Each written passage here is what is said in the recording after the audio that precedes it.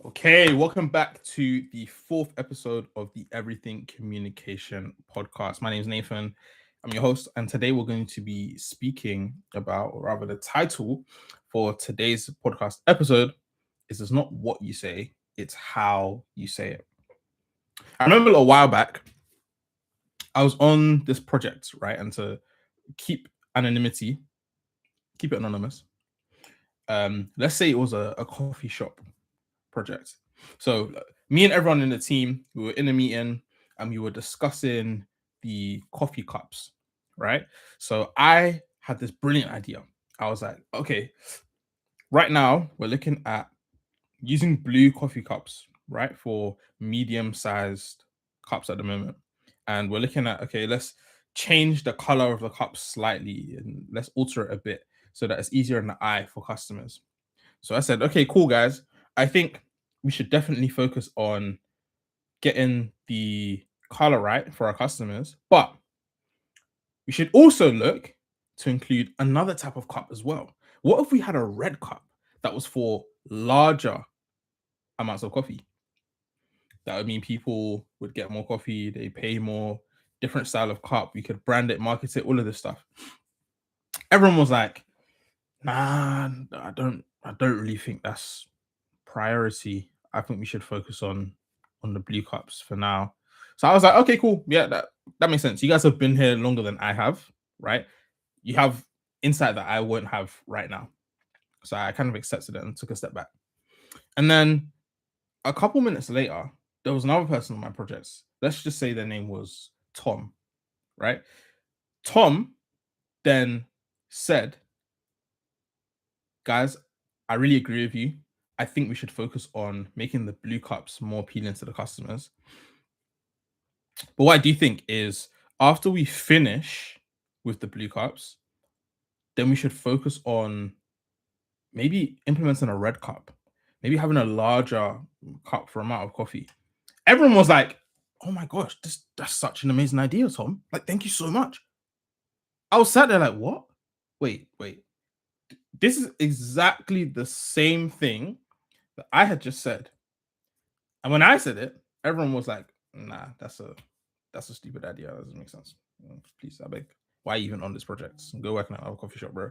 But when Tom said it now, everyone was all over it. And I didn't understand at the time why this was.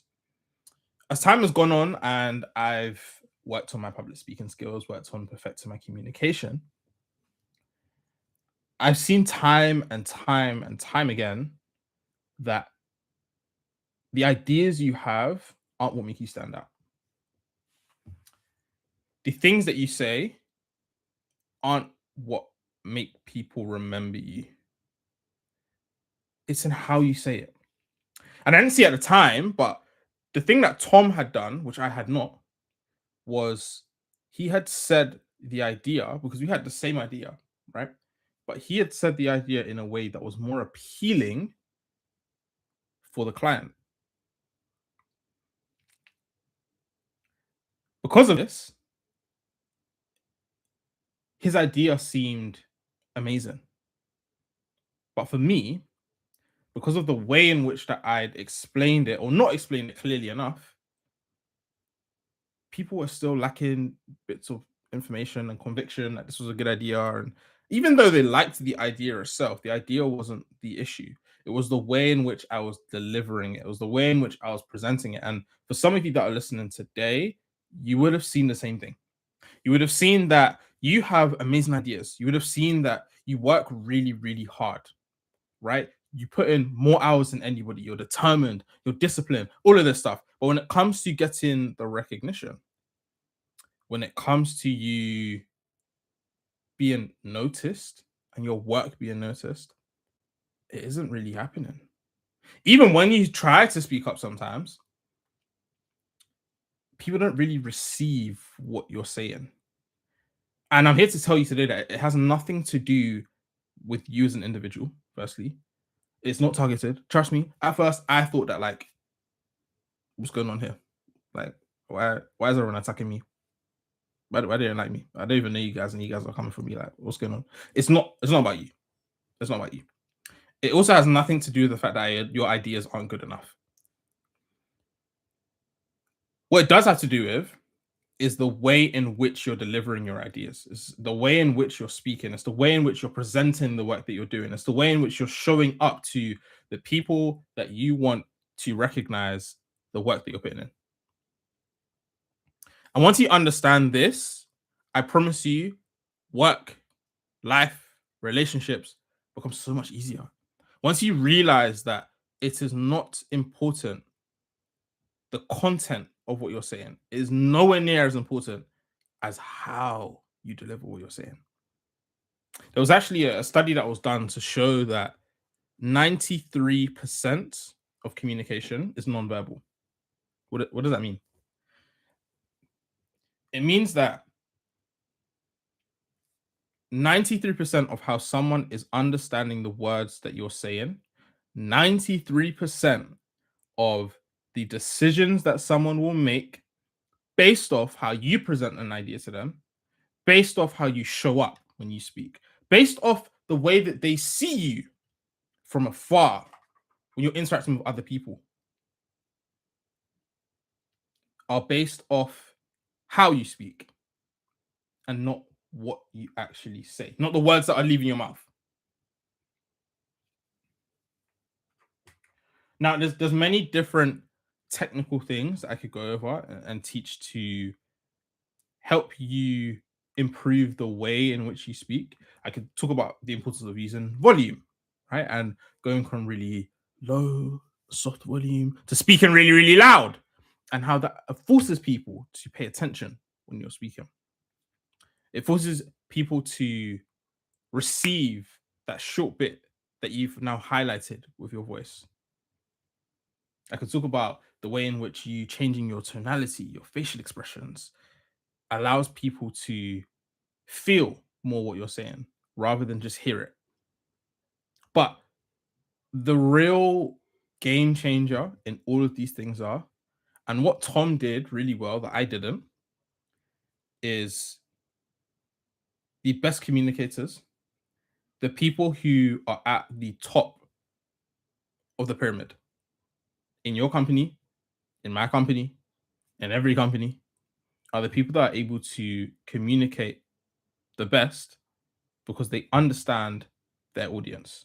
Now, what do I mean when I say audience? I don't necessarily just mean for those of you who may be trying to get into keynote speaking. For those of you that want to go and do presentations, for those of you that want to be standing on stages in an arena packed out with full of loads of people, right? This is not just for you. The word audience actually applies here for those of you who will be going into corporate, sitting in a meeting.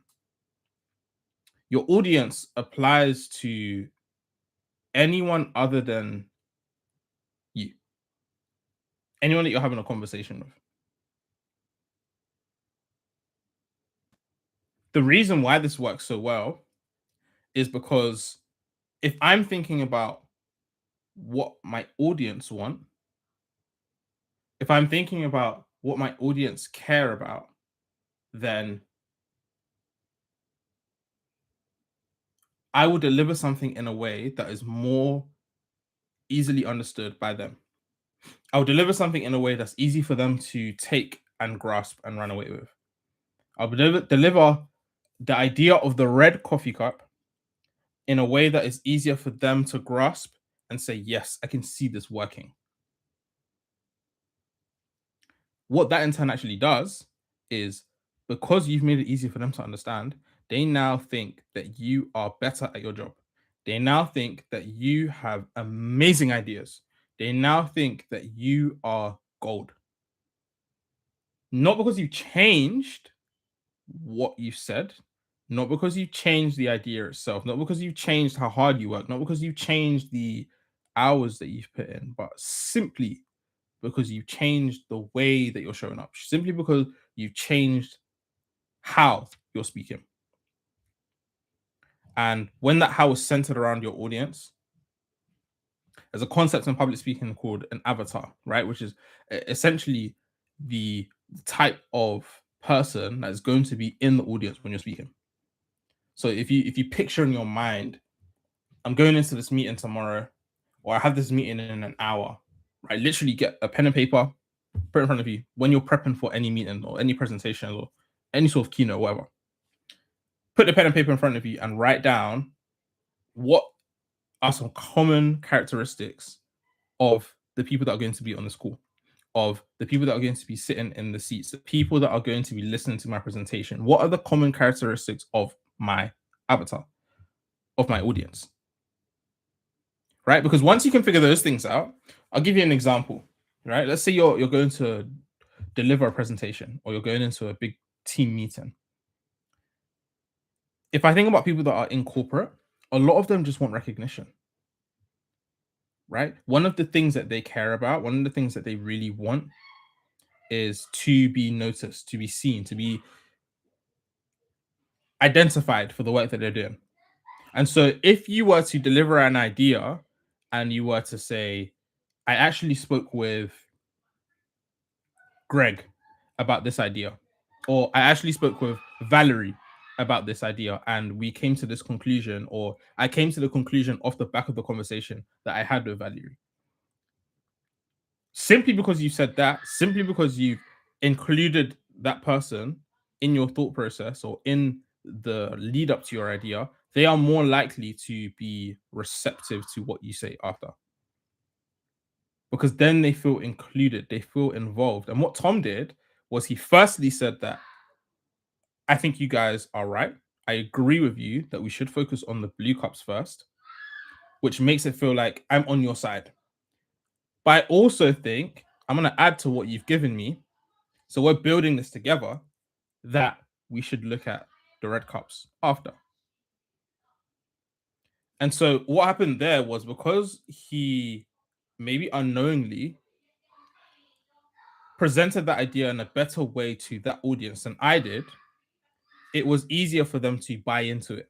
It was easier for them to understand what he was saying, because they already felt like they were on his side. They already felt like, okay, I have a vested interest to listen to what this guy's going to say. Quite simply, if you follow that one tip, if you start to build what you say around your audience, around your avatar, and instead of thinking about all of the bits that you want to get out, all of the work that you've done, and being so focused on you, and instead focus on the audience, focus on your avatar, I promise you the way that you will be received will drastically change. And then all of the other bits that you want to look at, like your volume, your tonality, your pacing, adding pauses when you speak, all of those things you can find on YouTube, right? You can find them anywhere. Ask ChatGPT. But something like this will only change how you're received if you apply it. And takes time to build up the skill of understanding the people that you're speaking to. Which is why I'd highly recommend actually having conversations with people beforehand, right? One of the things that I struggled with when I first heard of this concept of an avatar, when I first heard of the whole idea of putting my audience first, was I don't really know my audience. Like, I don't really understand. I first started using this when I went into schools, right, to do presentations, to do keynotes for secondary school kids. And I had an idea of what a secondary school kid wanted, because I was one myself. But because I didn't truly understand them, the content was off the mark. I was talking to them about corporate and promotions and all that kind of stuff. They just wanted to hear about how they get a job. They weren't trying to hear nothing about promotion and the next stages of their career and all those kind of things, because it wasn't what was front of mind to them. It wasn't at the top of their list of priorities. What was at the top of the list of priorities was getting their foot in the door. And so that's what you need to understand. That's what you need to realize for your target audience. What is the thing that they care about the most? Identify that, understand them, have conversations with those people to see what things it is that they want the most out of where they are right now. Once you're able to present something to them that aligns with that, they see you as valuable. They see you as someone who's deserving of a promotion, deserving of a pay rise. So when the time comes that you are to ask for it, or the cycle comes around, you're top of mind. You're the first person that they're thinking of. Hope this episode has been helpful. And as always, we'll be back next week for the next episode of the Everything Communication Podcast. Take care. Peace.